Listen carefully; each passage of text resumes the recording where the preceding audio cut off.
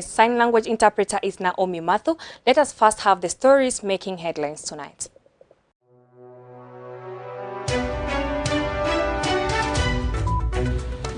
The positive cases now push our cumulative numbers to 4,044 out of a total of 124,474 samples that have been tested in the country so far.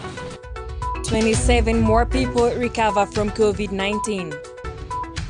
We will meet again, probably about 2 to 3 weeks' time, and they will give us the interim thoughts and see how we will work on them. Let us not preempt their discussions. And so my brother, the Minister for Health, and I feel a glimmer of hope on reopening of churches. Planes are not carrying passengers, so the remaining space is being occupied by cargo, including flowers. And Kenya's flour exports rise to 80% from 30% in the last 1 month.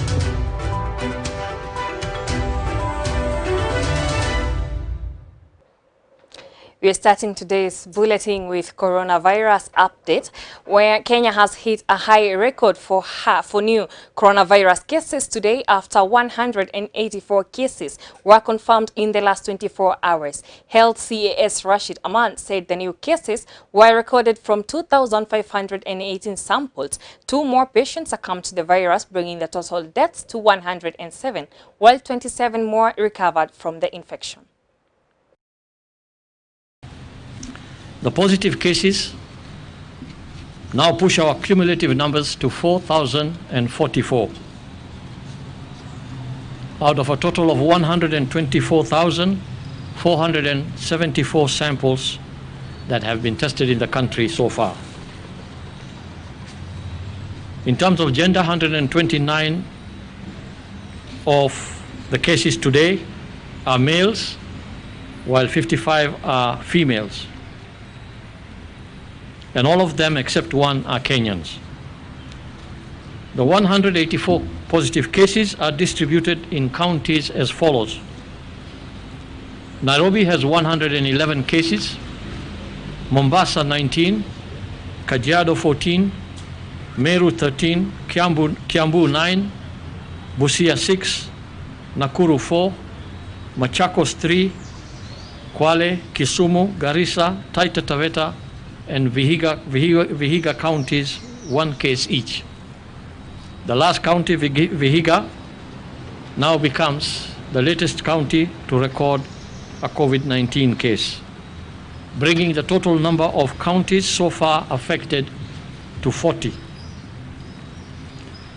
By sub-counties, the cases are distributed as follows. In Nairobi, there were 33 cases in Westland, 19 in Kibra, 18 in Langata, 15 in Embakasi East, 12 in Dagoretti North, 4 in Kamkunji, 2 in Makadara, 2 in Starehe, 2 in Embakasi Central, Roysambu, Embakasi West, Kasarani, and Embakasi South had 1 case each. And moving forward is that the Interreligious Council Committee today met at Ufungamano House for the inauguration of the newly founded committee, which was graced by Health CS Mutahi Kagwe and Internal Security CS Dr. Fred Matiang'i. Speaking at the ceremony, Dr. Fred Matiang'i stated that in a period of 3 weeks, the final report on reopening of churches will be released. Our reporter Wanjiku Mbogo has the full story.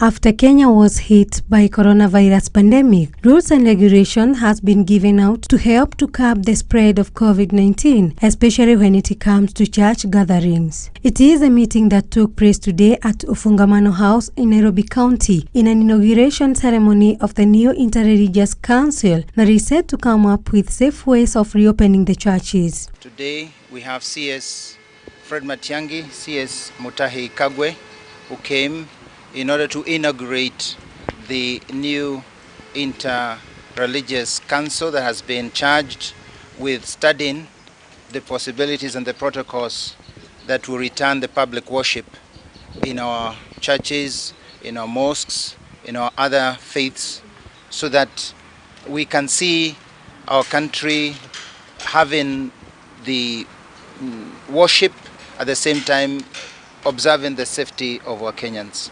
Speaking at the meeting, Minister for Internal Security Dr. Fred Matiang'i said that they will work closely with the religious leaders to see how else this situation can be managed. He also added that their work has begun and the outcomes will be released in 3 weeks to come. We now want to work with our religious leaders to see how else we can manage the situation that we are in the country.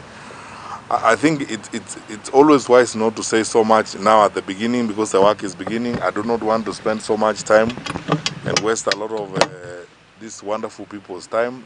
Now they have started their work. We will meet again probably about 2 to 3 weeks time.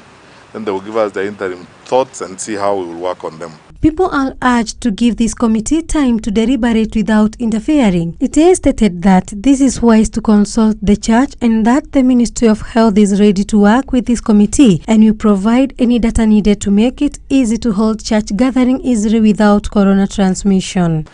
Let us not preempt their discussions. And so my brother, Minister for Health, and I feel that let us let our religious leaders deliberate. We will make available to them all the data and all the information they need from our command center and from our health professionals and personnel.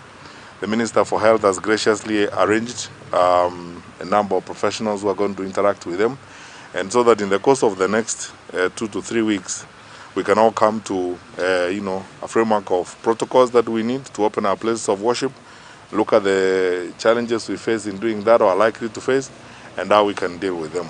It has been more than 2 months now since churches were closed down due to coronavirus pandemic. And today at Ofungamano House, there has been a meeting which involved Minister for Internal Security Fred Matiang'i, Minister for Health Mutahi Kagwe, and religious leaders.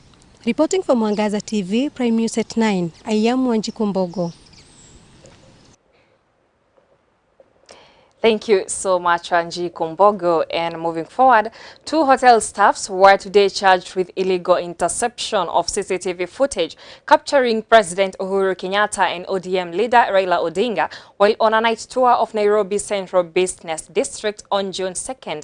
The two, Patrick Redding and Janet Magoma, who appeared before Milimani Principal Magistrate Bernard Ochoi, denied the allegations made by the prosecution and were released on a 10,000 shillings cash bail, each with an alternative of 30,000 shillings surety bond.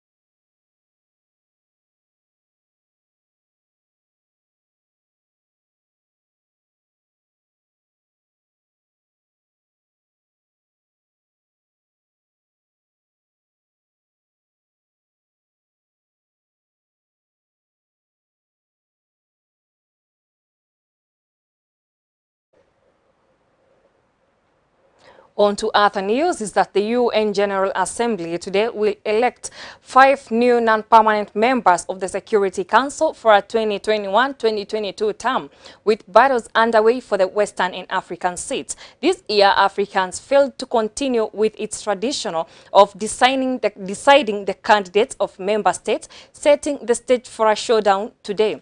Kenya enjoys the support of the African Union, but Djibouti says it should have the seat because Nairobi already sat on the Security Council twice. Kenya has pointed out to its welcoming of refugees from Somalia and South Sudan, as well as supporting it as given the two countries fragile governments.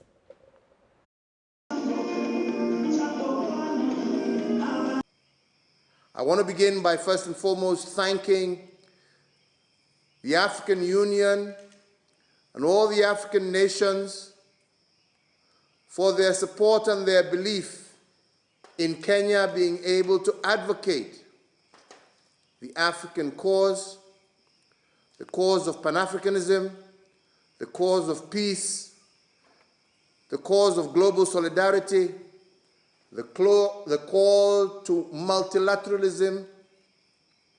But let me also equally thank each and every one of you from whatever part of the world you come from I've had the privilege to meet some of you in our encounters either in New York or when we have had bilateral and sometimes multilateral discussions with some of your heads of state. I want to give you Kenya's story. Kenya's story is one that believes and trusts that together we are stronger. One that believes that through democracy, through respect for human life, and through unity, more can be achieved than individually. A vote for Kenya is a vote for peace. A vote for Kenya is a vote for global solidarity. A vote for Kenya is a vote for multilateralism. A vote for Kenya is that even the smallest voice shall be heard as the largest and most powerful voice.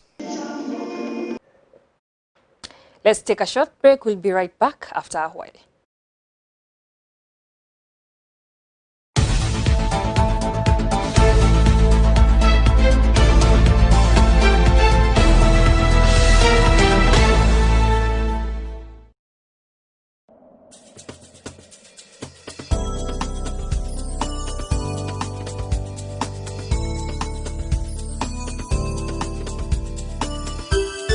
Unatazama Mwangaza TV, tumaini lako. Coronavirus COVID-19 is a respiratory virus spreading across the world. The infection is spread from droplets of coughing and sneezing of an infected person, touching or shaking hands or being in contact with contaminated surfaces or objects with the virus. The signs and symptoms are fever, coughing, headache, body ache, difficulty in breathing. The disease can be prevented by regularly washing hands with soap and running water. Avoid close contact with people who have flu-like symptoms. Avoid handshake, hugs, and kissing. Also, protect yourself by covering your mouth or nose using a disposable tissue while coughing or sneezing. If you experience these symptoms and you had traveled or been in contact with a person from a country reporting COVID-19, you should isolate yourself for 14 days and seek immediate medical attention or report to the nearest health center. This message has been brought to you by the government of Kenya and its partners. For accurate information on COVID-19, dial *719# or call 719. Follow us on Twitter at @MOH_Kenya, at spokesperson GOK, at WHO.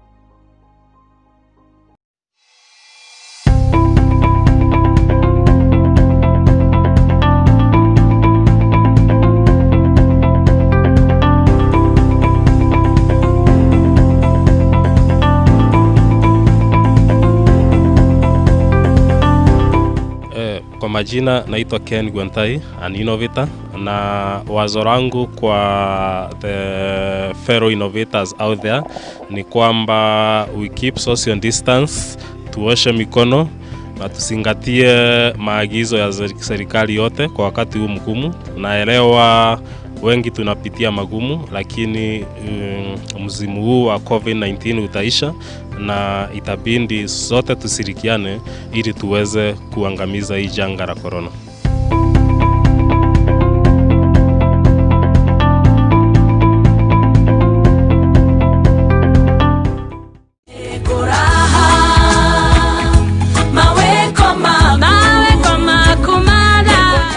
Dunia nzima imekumbwa na mahangaiko, masumbuko mengi, mawazo kuhusiana na majanga yanayokumba wananchi na wanadamu wote. Taifa letu la Kenya pia limekumbwa na majanga haya.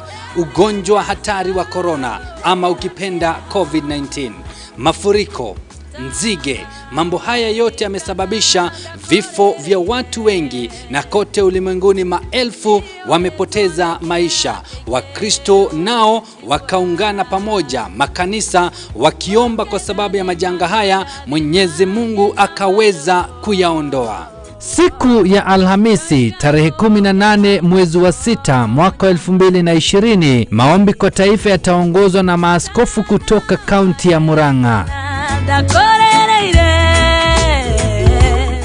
Tuombeni Mungu aiponye nchi yetu.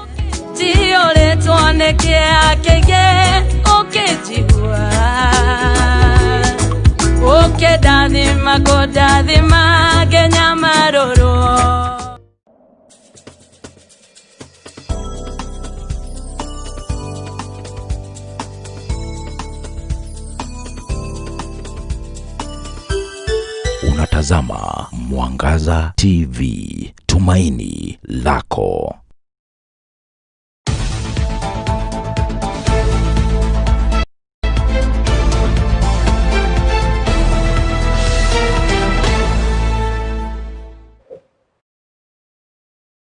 Welcome back from the break, and let's move forward to where Kenya's flour exports have risen to 80% from 30% in the last 1 month after the crisis caused by the COVID-19 pandemic. According to the CS for Labor, Simon Cherugui, the sector was one of the hardest hit by the pandemic, but the opening of the European Union market have changed the situation. However, we are living in a very challenging moments. We have cargo flights, and these flights used to carry passengers and cargo. But now, because of the closure or the cessation of movement from country to country, planes are not carrying passengers. So the remaining space is being occupied by cargo, including flowers, which has contributed to increment of this cost. I've been informed that this cost could have even gone up by 30%. However, we are in government is making efforts, and we are engaged in very deep discussions to see how we can manage this cost. We have to see how we can support as government so that we maintain or reduce, because these farms, when they are closed, the social effects, the challenges that we will face following maybe suspension of work by these farms will be too much to handle by government. As a result of COVID-19, a number of farms were struggling and they were not able to pay salaries, but due to the release of the VAT refund by the directive from His Excellency the President, we have been able to have the farms running again using that cash flow from the VAT refund. We appreciate especially the Ministry of Labor for protecting jobs as we work together with the social partners, and as I said, the Plantations Union headed by Bonatoli sat with us, and we were able to do guidelines and an MOU which guided all our members.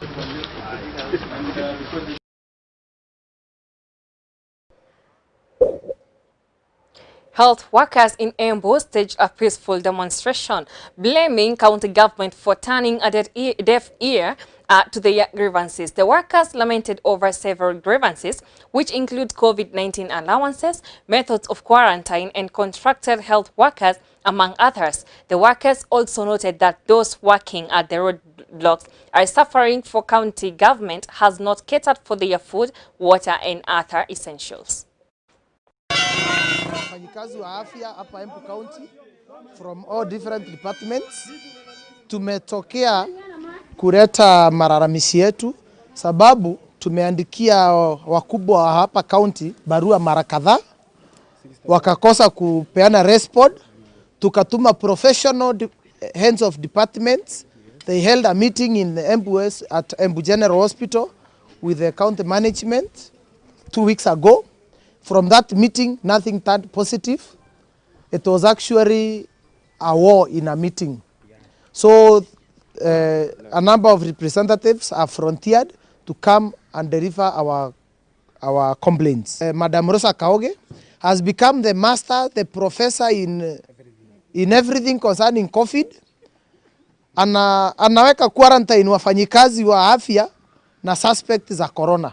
We gave our terms za kupeleka wafanyikazi roadblock, security, feeding, human being needs angaliwa mpaka wa leo. We as Embu community, we are worried because we don't know what will transpire when our health workers are on strike, especially during at this time of coronavirus. Nashangaa sana kuwaona kwa barabara kwa sababu sisi kama mbunge tulipitisha pesa ya kuwanunulia zile vitu anasikia wakidai, PPEs, vitu kama face masks, sanitizers, kwa kiwango cha milioni 29.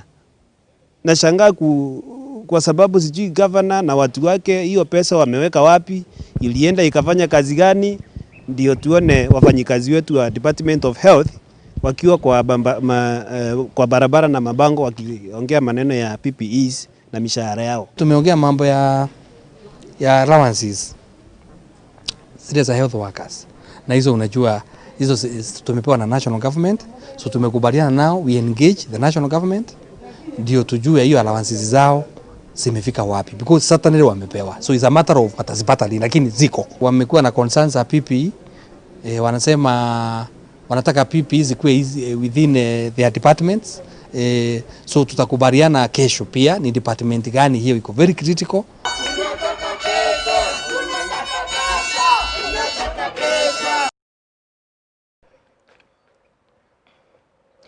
Two youths of Muruka village in Kandara constituency of Murang'a County have volunteered to fill potholes in a stretch of 10 kilometers to curb numerous road bloodshed happening along that road. Samuel Jamboya, who is the one who delivered the idea after his closest relative lost life along the route 3 months ago, and he immediately started filling potholes from Nzuri area towards Muruka. It's after he did some kilometers, his colleague Eric Mundia embraced his effort and opted to help him fill the potholes that residents say they have claimed 8 lives. Niliona juzi kwa gazeti wameweka hii barabara ya kutoka Makenji kuenda Kandara kufanya ukarabati, na ningeomba kwa huyu kijana tuko na yeye siku ya leo, anaitwa Jamboya na mwingine wako na kijana wanasaidiana na yeye, awekwe kwa hiyo list ya wale watakuja kuweka hii tamak, hii masimo tamak, ili apate lisiki yake kwa ile siku amefanya kujitolea. Shikana na huyu jamaa anaitwa Jamboya, tumekuwa tukizika hizi mashimo ziko kwa hii barabara, inatoka Makeji inapita Muruka, Kiraga, inaelekea Kandara. Tumejitolea hii kazi kwa sababu tumeona maajali zinafanyika kwa hii barabara. Tumejaribu kuita mayouth tumejaribu kuwaita tujiunganisha, tusaidiane kutengeneza hii barabara, lakini kwa vile hawalipwi wamekataa mwito. Tungependa wanapoleta kwa sababu tayari tumeanzia hii kazi, hii program, wakileta watu wengine ama wakichukua vijana wengine, hata sisi tuwe moja wao wa wale watu watakuwa wamechaguliwa kufanya hiyo program. Ninaomba serikali itusaidia ya kutengeneza hii barabara ya Kandara Muruka. Nilikuwa ninatengeneza hapa barabara 300. Na hii barabara ni watu wengi wanakufa. Ikiomba serikali inisaidie kwa hii kazi ya kijana mtaani. Ajiriwe kazi. Hii kazi silipwi. Ninaomba serikali inisaidie. That's a good work for those youths. And let's move forward to Embu County, where residents of Embu were treated to a cinema yesterday when a middle-aged woman confronted a man believed to be a retired police officer over child upkeep.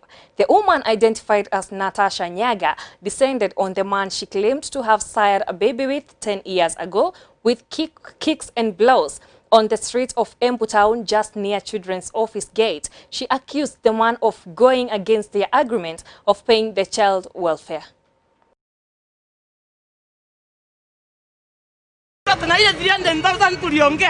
Bado umekataa kunipea. Nipatie pesa ya mtoto. Hapana. Niko na right. Mtoto atalewa anje na umeritaya. Alikuwa mbezi commander boy. Na pesa ya mtoto. Leta pesa ya mtoto. Leta ile 300,000. Leta ile 300,000. Askari wote ni huko. Niachane kwa nini?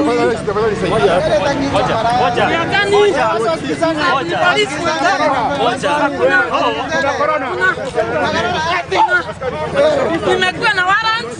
Amekuja amesema mtoto si wake hapa. Hapana. Niache simgongi. Hapana. Leta ile 300,000. Utafanya hivyo. Utanisaidia kule. Mimi ni wanaambia wanaume wanisaidie. Problem to the station. Yes. Kwenda station nikufanya? No. Hapana. Wewe tu ni officer. Kwa nini? Mimi hata babangu alikuwa officer. Nimekwambia tumesema tunaenda kwa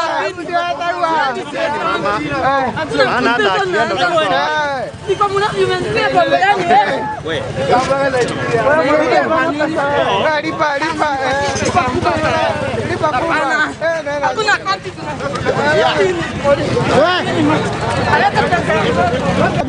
Mimi nataka ile pesa tulikuwa tumeangilia na yeye ya kulea mtoto 300,000 anipatie.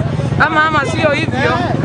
Basi mimi sasa I'm willing to do anything else kama kwenda kotini, lakini mimi nimekasirika sana. Ndio maana unaona namchika namuuliza anipatie ile pesa tuliangilia 300,000 ya kulea mtoto. Kwani nitalea peke yangu? Unafahamu mimi huku pesa mliagree wapi? Tuliangilia huko kwake March. Kwa watoto umeambiwa nini? Tumeambia amesema huyo mtoto si wake, na hiyo ndio kitu imenikasirisha sana. Sasa ndio maana sasa umeona nimemshika mashati na muuliza nipatie hiyo 300,000 tuliangilia ya kulea mtoto. Ni kwani nitakuwa naenda kuambia wanaume wengine wale mtoto na baba mtoto wake ako hai? Hiyo ni kweli. Anaitwa Michael Morethi. Tuliangilia huko Voi. Yeye ni kutoka wapi? Mukango. Yeye ni kutoka. Wewe unafanya kazi gani? Mimi ni msanii nafanya poems, mashairi. Na nyumbani wapi? Nemburi. Sana huyu mzee ni wapi kwao nyumbani? Kwao ni Mukango. Alinjuana hata na babangu na niko na list ya ile pesa amekuwa akituma wakati anatumanga na niko nao na ametuma kwa miaka kama 10. It was an honor going through with you all through to the end of this bulletin, and now that it has come to an end, I can just thank you all of you for joining us tonight and trusting us with giving you news, and thank you to everybody who made this happen. My name is Esther WAITHERA and my sign language interpreter is Naomi Mathu. We wish you a blessed night.